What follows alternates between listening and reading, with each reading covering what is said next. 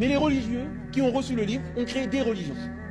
Chaque secte pensant, ça groupe, pensant qu'il est le meilleur et que les autres vont aller en enfer. C'est ça qu'il dit quand il dit Bargam Bainahum. Par rivalité, par esprit de partisanerie, c'est des hooligans spirituels. Ou des hooligans sans spiritualité surtout. Des hooligans religieux, chacun a son camp. Mais à la base, le Coran, Dieu n'a jamais révélé des camps. Il a révélé une vérité. Les gens se sont appropriés. Et ils ont pris leur appropriation comme étant la révélation de la vérité ultime. Tout le problème des religions, christianisme, judaïsme, musulmanisme, osons le terme, et tous les ismes qui sont venus, ce sont d'abord et avant tout une compréhension restrictive, limitée du message universel initial. Et une volonté de réduire Dieu, et l'être humain à la cage de babouins qui nous ont préparé à l'humanité en la forçant à rentrer dedans. Tout le problème est ici maintenant. Dans d'autres passages du Coran, il nous l'indique, notamment dans la sourate Yunus. Il reprend le passage, il dit وَمَا كَانَ النَّاسُ إِلَّا أُمَّةً وَاحِدَةً. Et les êtres humains en réalité ne formaient qu'une seule communauté. فَاخْتَلَفُوا. Et ils ont divisé. وَلَوْلَا كَلِمَةٌ مِنْ رَبِّكَ. Et si ce n'était une parole que Dieu s'est donnée de la part de ton Seigneur, لَقُضِيَ بَيْنَهُمْ. Il viendrait décréter entre eux et juger entre eux ce sur quoi ils sont en désaccord. Mais Dieu ne veut pas que ça soit dans ce monde que les désaccords soient réglés. Est-ce que les religieux comprennent ce message-là? Non. On s'est mis à diviniser nos groupes, nos héritages, nos écoles, nos maîtres. Voilà pourquoi est-ce que d'autres passages du Coran, toujours dans la continuité de ce passage condensé dans la sourate Al-Baqarah, nous indiquent la problématique. En disant au prophète, alayhi salatu wassalam, Inna alladhina farraqu dinahum wa kanu shiya'a, lesta minhum fi shay. Ceux qui ont divisé leur religion, qui ont fait de leur religion un objet de division, wa kanu shiya'a, et qui se sont divisés en sectes et en groupes. Toi, Mohammed, tu n'as rien à voir avec eux. Le propos est fort. Appliquons ça à nous maintenant, aujourd'hui. Mohammed était-il sunnite? Non.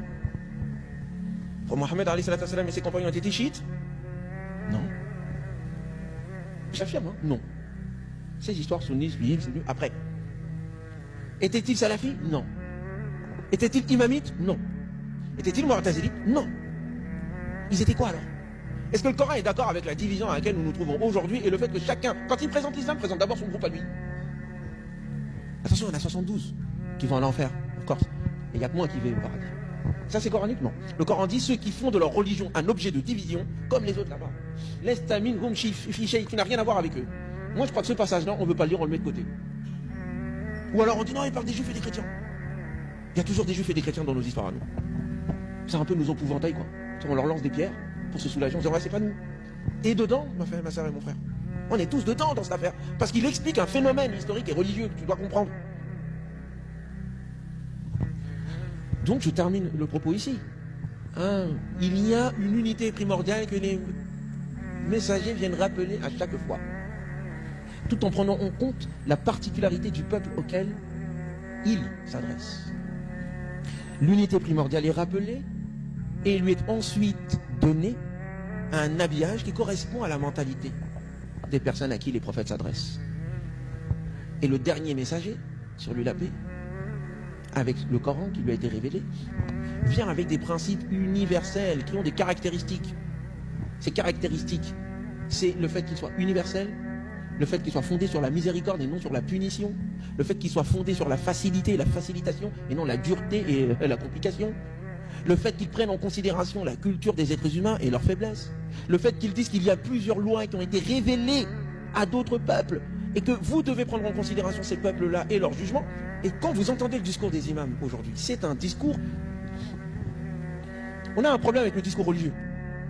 On a un problème avec la manière dont on parle de la religion en général et la manière dont on parle de l'islam en particulier. Nous avons été gagnés par ce virus de la division iblisienne qui veut fonder l'adhésion à Dieu, à l'appartenance à un cheikh, à une famille ou à des gens particuliers. C'est de l'idolâtrie pure. Je ne dis pas qu'on est des idolâtres. Je ne suis pas en train de juger. Je suis en train de jauger nos actions. Et c'est pourquoi nous sommes dans la panade dans laquelle on se trouve aujourd'hui sur le plan civilisationnel. Donc, il s'agit à un moment donné de revenir au livre, de comprendre les orientations, de comprendre le monde dans lequel nous nous trouvons et d'être contributeurs en apportant des solutions et non pas des répétiteurs qui ne font que répéter les anciennes erreurs. Et Dieu le plus grand.